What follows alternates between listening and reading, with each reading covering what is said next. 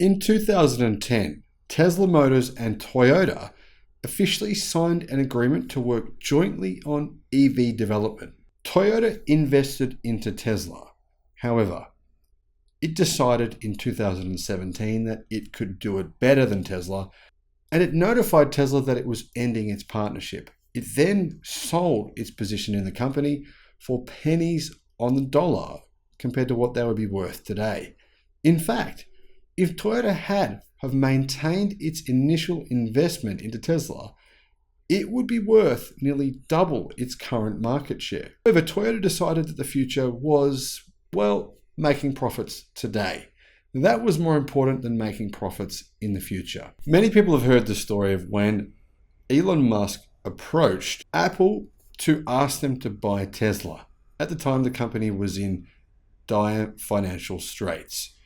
It was believed Tesla was likely to go bankrupt. Based on Tesla's valuation at the time, if Apple had have acquired the company, they would be worth nearly double what they are today. Unfortunately for Apple, they chose not to, and instead they invested many billions of dollars into making their own EVs, which have been a complete failure. Disruption happens fast. Sometimes we miss an opportunity. And that's exactly what happened to Blockbuster before it went extinct. Here is the story of how disruption happens in any industry, and how while we can laugh at companies and think they'll fail, actually the companies with a future vision are the ones that are most likely to succeed. Hello my friends, and welcome to the channel. It's great to have you. Thank you for tuning in. Welcome to all the new subscribers, all 8,000 of you over the last few weeks. Great to have you. We've done nearly 3,000 videos over the past 23 months. And more will be coming every single day on stories like this. Mary Madigan says that Netflix co-founder Mark Randolph has just shared the mistake that turned the company into a success. It's not what you think.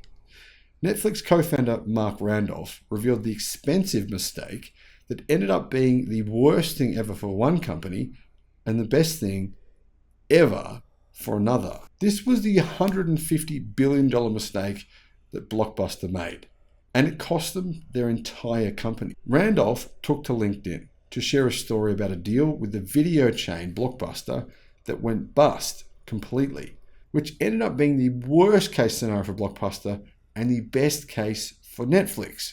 The truth is, Netflix almost never worked. Why? Because the founders were so heavily in debt, they thought that their dream was actually going to be a failure. In 2000, Blockbuster dominated the movie rental market. In America, they had more than 9,000 stores and 60,000 employees. In fact, they didn't just dominate America, they dominated Australia, where I live. They dominated many, many countries around the world. They were the biggest. They were basically what Netflix is today. Except Netflix right now, they have all these competitors. At the time, Blockbuster had almost a monopoly on the industry. Randolph and his business partner Reed Hastings came to the video giant with a DVD rental by mail business. They'd launched the business themselves, and while they'd been successful at first, they weren't set up to be able to handle the growing demand, and after spending $50 million on the business, they thought that it was going to fail because they had run out of cash. Running a subscription business takes a lot of cash, since you pay acquisition costs up front while the revenue comes in over time. But it was the height of the internet boom. Cash was plentiful, at least for a while, until suddenly it wasn't. Over a few short months, the internet bubble finally popped, says Randolph. Randolph, Hastings and their CFO, Barry McCarthy, decided to have a meeting with Blockbuster to see if they could sell fast and keep the business going. They wanted to pitch the company to Blockbuster, and it didn't go the way they thought it would. The pitch, though, was simple, he said. We would join forces with Blockbuster. We would run the online business. They would run the stores. We would jointly develop a blended model, and everyone would live happily ever after, he said. Randolph revealed that Blockbuster at first were excited by the idea. But once Hastings revealed they wanted $50 million to combine forces, the meeting went awry. Their words were, "We'll consider it," but we could tell they were fighting to suppress laughter. After that, the meeting went downhill fast, he said. So, Clearly, they were mocked. They asked for the money for what was a potential massive business. And Blockbuster, well, being the status quo, having the power at the time, or at least they thought they did, thought, well, disruption will never happen to us. It's exactly the sort of thing that Kodak, Nokia, and Toyota today are thinking. The deal didn't go through. And although Randolph and Hastings struggled for years, the pair ultimately launched Netflix, a streaming service changing the way people watch television and movies.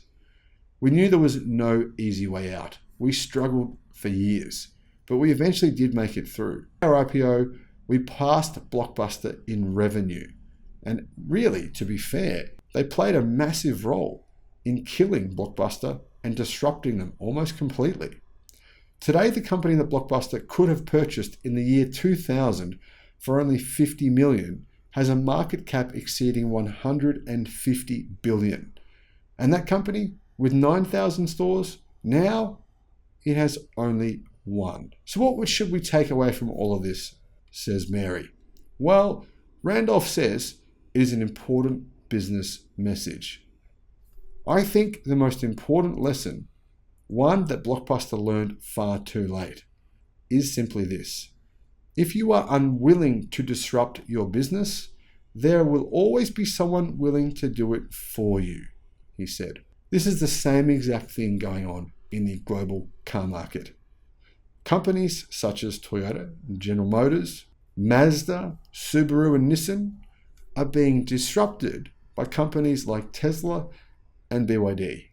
Will we see a similar pattern emerge over the next 5 to 10 years? Well, we already are.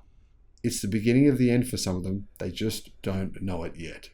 Clearly, Blockbuster didn't know it either, but they learned too late. If you are unwilling to disrupt your business, there will always be someone willing to do it for you.